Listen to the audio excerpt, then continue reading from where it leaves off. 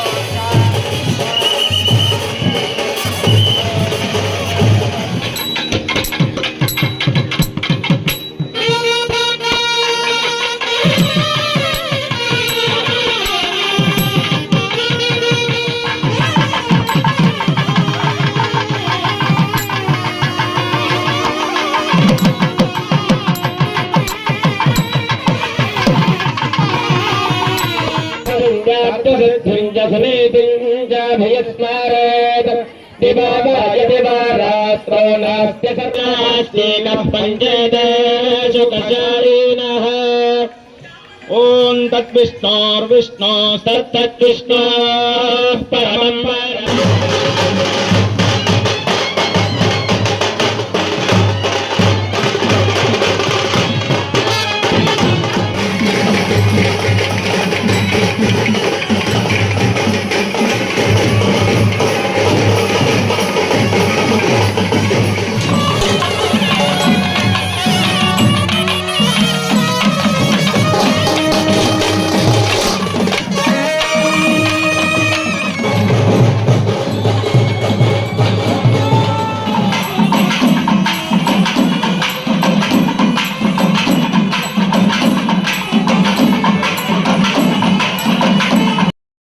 यादगिरी शृंगाग्र गुहामध्य विहारिणे सूरी भोग्याय यादाद्रि श्री नृसिंहाय मंगलम।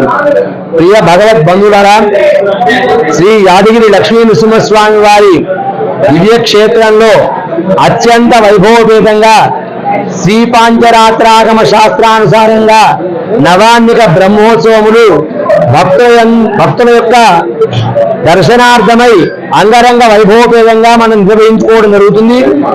ఈ రోజు 8వ రోజు, నిన్నటి రోజున స్వామివారు తిరుకల్యాణ మహోత్సవాన్ని అంగరంగ వైభవపేతంగా నిర్వహించుకోవడం జరిగింది. ఇటు కళ్యాణ మహోత్సవంలో వేల సంఖ్యలో పాల్గొని స్వామివారి యొక్క కళ్యాణాన్ని తిలకించి భగవద్ అనుగ్రహాన్ని పొంది ఉన్నారు. ఈ రోజు స్వామి గరుడ వాహనారూఢై మన అందరికి కూడా పురవీధులలో కళ్యాణమూర్తులు అమ్మవారితో కూడుకొని నిన్నటి కళ్యాణ యజ్ఞోపవిధి ధారణతో కూడా మాంగళ్య సూత్ర ధారణతో మనందరికి కూడా నిన్న కళ్యాణానికి ఎవరైనా రాని పక్షంలో వాళ్ళందరికీ కూడా కళ్యాణం యొక్క ఫలితాన్ని ఇవ్వాలి అనేటువంటి భావనతో స్వామి ఈరోజు కళ్యాణ అలంకారంలో గరుడ వాహనం పైన ఏం చేశారు? వందే పదత్రిణం శ్రేష్టం వినతానందవర్ధనం నాగాంతకం మహాశౌర్యం గరుడం విష్ణువాహనం అని చెప్పేసి మనకు చెప్తోంది. భగవంతునికి ప్రథమ వాహనం ఏంటయ్యా అంటే గరుడ వాహనం. గరుత్మంతుడు సర్వ దోషాలను నివారించేటువంటి వాడే గరుత్మంతుడు. తల్లి యందు ఏ విధంగా ఉండాలి, తల్లి యొక్క దాస్య విమోచన చేయడం కొరకు ఈ గరుత్మంతుడు పడినటువంటి శ్రమ వర్ణనాతీతం. అమృత భాండాన్ని తీసుకొచ్చేసి కద్రువ పుత్రులకు ఇవ్వడం కొరకు తన తల్లి యొక్క దాస్యాన్ని విముక్తి చేయడం కొరకు ఆ గరుత్మంతుడు ఇంద్రలోకానికి వెళ్లి అమృతాన్ని తీసుకొచ్చాడు. అయినా తన అమృతాన్ని ఎట్టి పరిస్థితులను ముట్టుకోకుండా అది మళ్ళీ యథాప్రకారంగా ఇంద్రుడు పంపించే విధంగా చేశాడు. భగవంతుడు ఈ యొక్క తల్లి మాతృదాస్యానికి మెచ్చి నీకేం కావాలయ్యా అని అడిగితే ఏది స్వామి నిన్ను మోయడమే నాకు కావలసిన దాస్యత్వ భావము, నీవు నా మీద ఉంటే చాలు, నేను అందరికీ దర్శింపజేస్తాను. అలాగే నీ యొక్క ఆలయంలో ఎప్పుడు కూడా నేను ధ్వజంలాగా ఎప్పుడు విరాజిల్లుతూ ఉండాలి, నీవు వెళుతున్నప్పుడు నీ ఛత్రం పైన కూడా ధ్వజంలాగా ఉండాలి. దానికి నిదర్శనం ఇక్కడ ఎప్పుడు కూడా భగవంతుని యందు ఎప్పుడు కూడా అపారమైన భక్తి. ఎంత ఎదిగినా ఒదిగి ఉండాలి. మనం ఎంత ఎత్తుకు వెళ్ళినా ఆయన గగనాకారం ఆకాశంలో విహరిస్తుంటే 4 వేదాల యొక్క స్వరాలు వినబడతాయి. ఒక గరుత్మంతుణ్ణి సేవిస్తే 4 వేదాలు దర్శిస్తే ఎంత ఫలితం వస్తుందో ఆ గరుత్మంతుణ్ణి సేవిస్తే అంత ఫలితం వస్తుంది.